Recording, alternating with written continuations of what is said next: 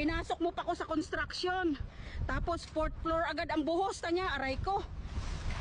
Ano ba itong pinaggagawa niyo sa akin? Ba't ako nandito sa Titanic? Buti na lang, naligtas ako. Sayang barko, pwede ko pa ayusin to.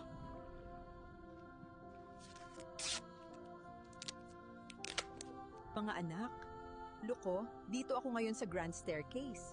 Mas malaki pa sa SM Aura ito. Pero walang food court. Ito ka na naman, sa pating naman ngayon. Hanap ka talaga. Hi guys! Nandito ako sa pinakailalim ng Pacific Ocean. Basang-basa na ako. Mainit, puro kayo reklamo. Ngayong maulan, tara, shot tayo.